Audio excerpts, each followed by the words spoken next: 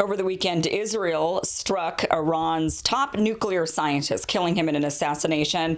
And, look, this is something that we have seen over and over for the last 4 years, and really even longer when it comes to Israel and their provocation of Iran, trying to bait them into a war. One big question many of us have is, will Biden fall for it when he eventually takes over the Oval Office? So let's go ahead and back this up, break this down. Thank you so much for watching. You are watching The Kim Iverson Show. All right, over the weekend, there was an attack against Iran's top nuclear scientist. He was assassinated. Mohsen Fakhrizadeh was assassinated by a remote-controlled machine gun that was mounted on top of a Nissan pickup that eventually exploded. So this was pretty sophisticated. This Nissan pickup had this machine gun mounted on top that was apparently remote-controlled, operated, and after it did its job, it exploded.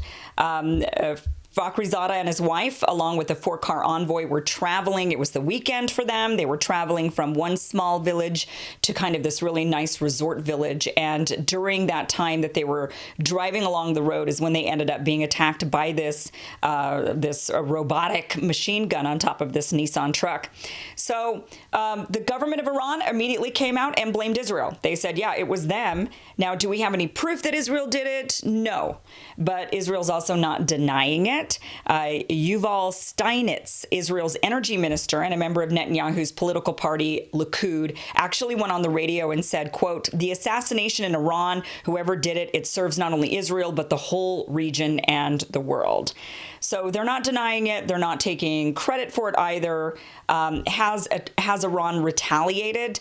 No, Iran has not retaliated. They said that they will in due time, but they have been actually pretty measured each and every time they have been provoked. We have seen numerous provocations really ramped up over the last couple of years in particular, with attacks on their nuclear facilities, on ship ports, energy and manufacturing warehouses. So they have been under attack quite a bit. We've seen numerous fires and explosions going on all throughout Iran, and they've actually remained really, really measured. Even when the United States, when Trump took out Soleimani, Iran did not retaliate in a way that would it? Well, I mean, I guess it depends on who's commander in chief at the time.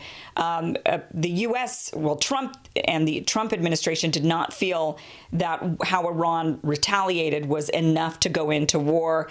That could be different under a different administration. I think that it would be pretty obvious that, let's say, if it were the Bush administration, we probably would have gone to war with Iran with the way that they ended up responding. The big question will be whether or not Biden will take the bait once he's in the administration. And we're going to get into that a little bit. What Iran has shown is that they're definitely difficult to bait into war. Over the years, actually, back in between 2010 and 2012, Israel actually took out several of their top nuclear scientists. This guy was the number one.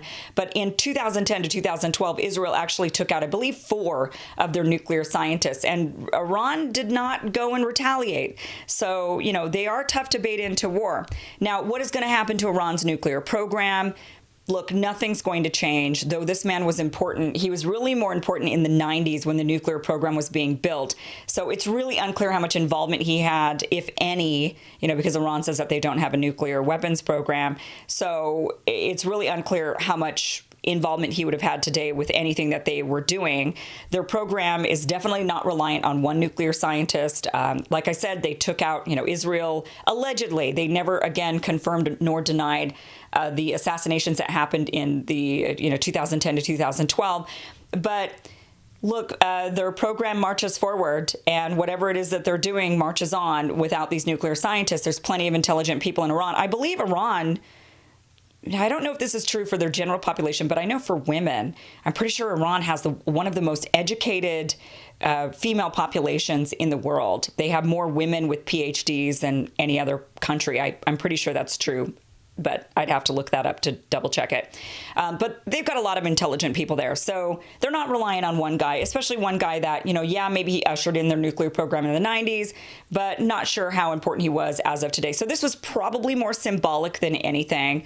They would do this because they're trying to poke the bear. They're hoping for some sort of retaliation that could prevent Biden from getting back into the Iran nuclear deal. Obviously, Biden, his really what he's going to do when he gets into office is revert the clock back to 2016. It's pretty clear that everybody Biden's picking and everything Biden's planning on doing is he's just going to restore Obama's presidency. He's going to restore Obama's legacy like a good best friend, because that's what Biden is. He's like the lapdog to Obama that's going to be his best buddy, and he's going to go ahead and try to get everything that Obama did restored.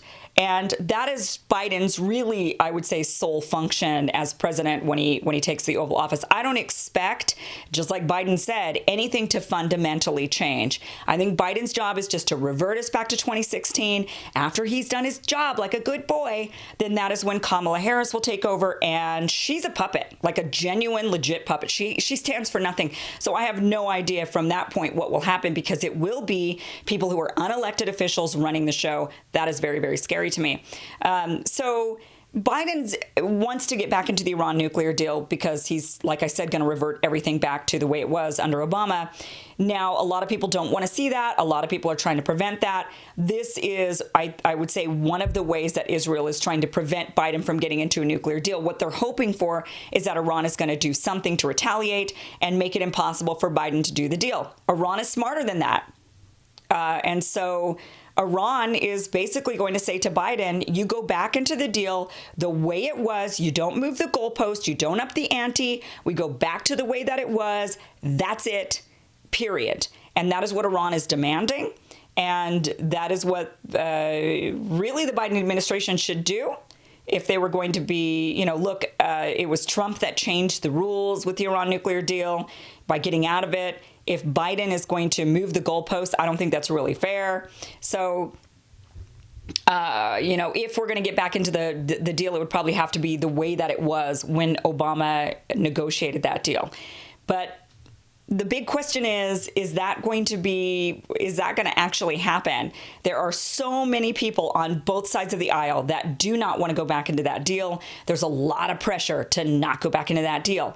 And so it's going to be really tough for Biden to actually pull it off if that's what he wants to do, when he's got so many people that are going to say, no way, buddy, we don't want to go back into that. So we're going to see what happens there. The question then becomes, if Biden does not get back into that deal because there's just too much pressure, and Israel continues to poke the bear with Iran and continues to do things. And we also know that there's been some stuff we suspect, I should say, some stuff that has been done that they blamed Iran for it, but it's really suspect who actually did it, various different oil tankers being attacked and whatnot. And so it's going to be interesting to see, once Biden's actually sitting in that Oval Office, if Biden can be baited into war the way that Israel was unable to bait Trump into war. I think it will be easier to bait Biden into war for two reasons. First of all, Biden has never claimed to be anti-war.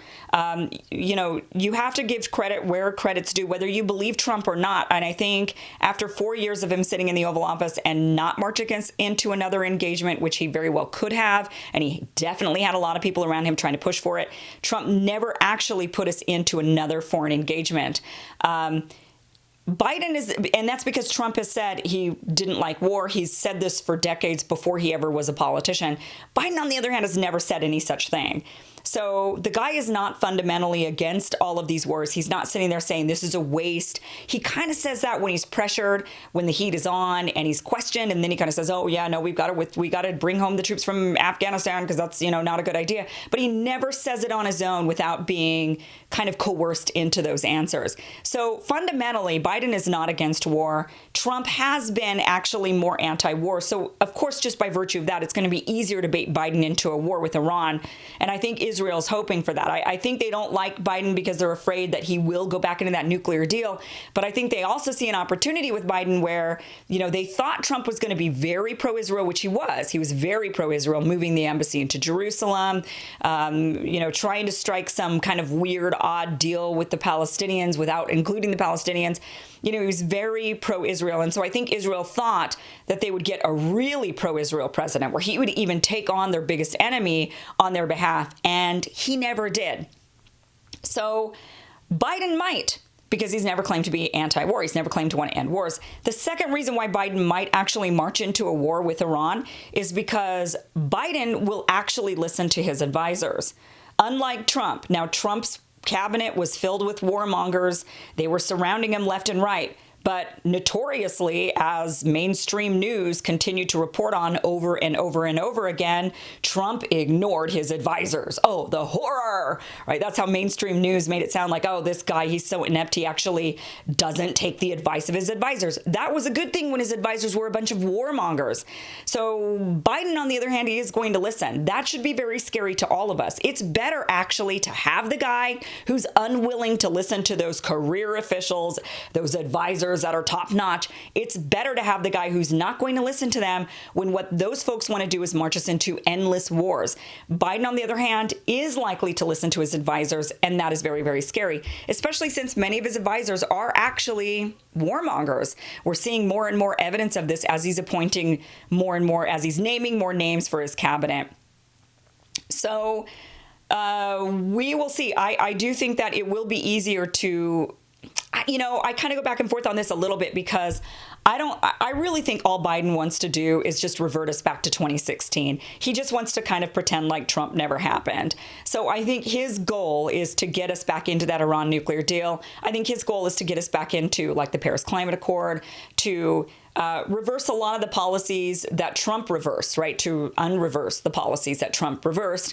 And many of them are going to be championed by the mainstream news. And I'm going to do an entire different segment on that specifically because I think it's really important that we pay attention to what the narrative is going to be in the next 4 years. It is going to be rose-colored glasses for Biden. He is going to do a lot of things that a lot of people on the left are going to champion and say, see, this is the good guy. This is why we voted for this guy. But it's all really meaningless. And it's like inconsequential stuff, and we're going to get into that. But ultimately, I think Biden's goal is to just get us back in that nuclear deal. Biden's goal is to just revert us back to everything that Obama did. The problem is, I don't think that's the goal of the people around him. And I think they're going to have a bit more power than Biden wants to admit, and really more power than what the voters should be comfortable with. When they cast their votes, they cast their votes for Biden. They did not cast their votes for these other people who are behind the scenes running the show. And that should be very, very scary to all of us. So we will see. But I will keep you posted on, all the times that Israel has been provoking Iran, trying to poke that bear, trying to bait them into a war. It hasn't worked at this point. I think Iran is showing themselves to be very measured and not interested in war as much as Israel tries to say, oh, Iran, they're our greatest threat. They're our greatest threat. Look what they're doing to us. Look what they're doing to us. I think it's kind of time to kind of look and say, no, maybe it's you guys doing stuff to them. There are two sides to this for sure. There's definitely two sides to that story. Israel is not just the aggressor only, and Iran is the victim. That's not the case. But I think we could definitely look at this situation and say, you know what, Israel, you guys definitely do a lot. And you're kind of projecting because you're doing all the things that you claim that Iran is doing to you. And we don't have as much evidence of that as we have of you guys doing it to them. So thank you guys so much for watching the show. Please subscribe to the channel. I will keep you posted on all the stuff that is going on, the important foreign policy that is going on around the world, and the imperialism and the military-industrial complex and the warmongering of the United States that I'm hoping we end, because Americans are good people. Americans do not want to be the bad guys. Americans view themselves as Captain America. And I think if more Americans woke up and understood the reality of what our war machine, our war departments do, I think more Americans would be against all of these attempts at regime change and taking out countries and provocations that have been going on. So thank you guys so much for watching.